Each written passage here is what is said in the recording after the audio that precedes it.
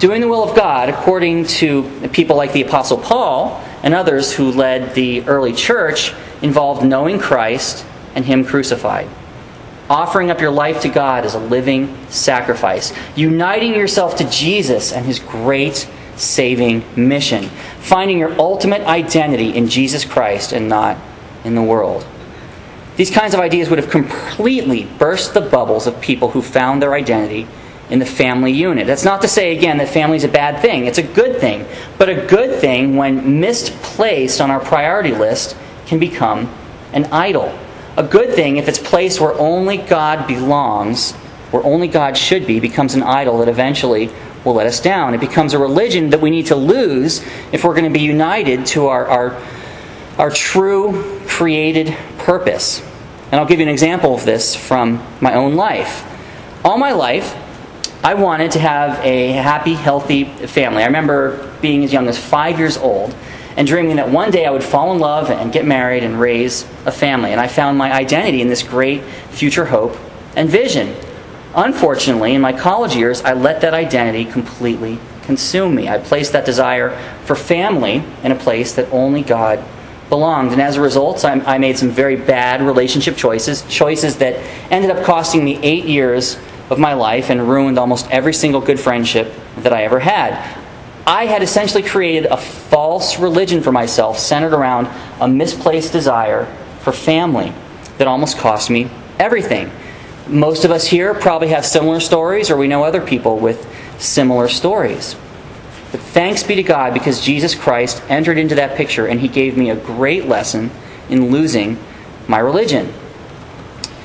This happened to be as someone who had known Jesus for years, but I never truly knew what it meant to have my identity rooted in Him. When He revealed that to me, my religious bubble burst, and I finally knew Him in a way that I never dreamed was possible before. I was a changed man. So now, when I listen to the song Losing My Religion, it resonates with me very powerfully so. Words like, consider this, the hint of the century. Consider this, the slip that brought me to my knees. It failed. What if all these fantasies come flailing aground? I relate to this because the failed slip in my life that brought me to my knees was my failed relationship. And then, as the song says, that fantasy flailed aground, my life crumbled apart. And eventually, that was something that brought me to my knees. And in my darkest hour, Jesus Christ revealed Himself to me anew. I lost my religion, and I emerged a changed man. I did the will of God, knowing Christ and Him crucified. I offered up my life to God as a living sacrifice. I united myself to Jesus and His mission. And I found my ultimate identity in Jesus and not in the world. It was beautiful. Absolutely beautiful. Now there's another dimension to my story, one that also finds itself in the story that we read today. I needed to lose another expression of my religion as well. I had lived in a Pharisee bubble, and it was something that Jesus needed to burst.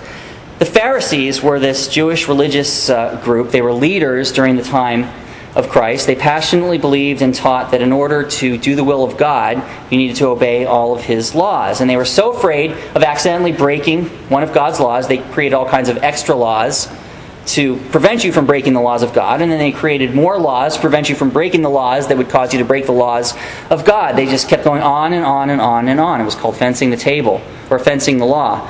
The scribes were a particular group of Pharisees who wrote down and discussed and debated all these additional laws. And they followed the crowds in today's story.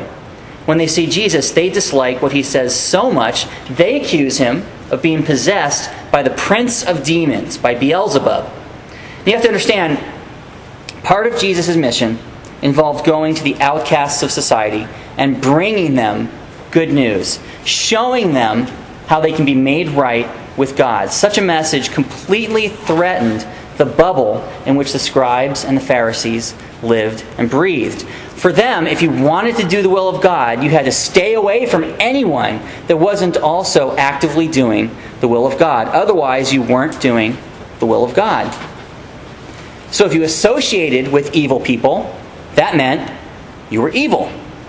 That's why they use such strong, evil language to describe Jesus in this context. They say he's hanging out with demons, so he has to be the prince of demons. They created a bubble around themselves that protected them from the outside world, from all of those kinds of people, whatever that might be. But ultimately, this insular religious existence was unsatisfying. To give you an example of how alluring and yet ultimately miserable life inside of a bubble can be, I'm going to make a reference to a TV show called Portlandia. It's a great show. It consists of different sketches per episode that kind of make fun or take little stabs at Portland culture. It's pretty funny. Each week it's a little bit different. You meet different characters that live out sort of a caricatured example of life in the very weird city of Portland. There's one sketch that I really kind of identified with. It involves this couple who's looking for a new purpose in life, and they find this purpose in life by watching Battlestar Galactica. They discover Battlestar Galactica, and they're just like, wow, this is the greatest thing ever. Our life is never going to be the same. And so what they do is they end up watching one episode of Battlestar Galactica after another, after another, after another. They do it nonstop. They stop contacting their friends. They stop paying their bills. They stop bathing. They stop eating. They stop sleeping. They stop shaving. I mean, everything just stops. Their life becomes consumed by Battlestar Galactica. They have to watch the entire series, and their entire life falls apart because of it, but they don't care. They are so ensconced and enthralled by everything Battlestar Galactica. Well, eventually, what happens is they finish the series. And they're kind of disappointed and let down because all the questions haven't been answered. And for those of us here who followed the Battlestar Galactica series, you know exactly what I'm talking about. But in their case, their entire life revolved around this, and they didn't know what to do. They had all these unanswered questions, and they were surrounded by this bubble that was a Battlestar Galactica bubble, and they didn't know what to do. They didn't have any identity or source of fulfillment outside of Battlestar Galactica, and now it was over, and they had all these unanswered questions. What are they going to do? Well, they would do what any good fan would do, right? They went to the phone book to try and find out where the producer of Battlestar Galactica lived. And guess what? He lived in Portland. Yes. So they thought. So they thought, at least. So they hunted down a guy who had the same name as the producer of Battlestar Galactica. And basically what they end up doing is they end up kind of forcing him to write more Battlestar Galactica episodes to answer the questions that they have. Right? It gets even better because then they hunt down some of the actors from Battlestar Galactica, who I guess also live in Portland. It sounds like a great town. And they get all these people to come to their house so they can act out the last scenes of this new Battlestar Galactica episode, right? It's a great story. And finally that happens, and finally that's done, and all their questions are answered. But then they just sit around and they're like, now what? Now we need a new purpose and a new reason for life. And it's pretty funny because then one of the actors from Battlestar Galactica says, hey, have you guys ever heard of Doctor Who?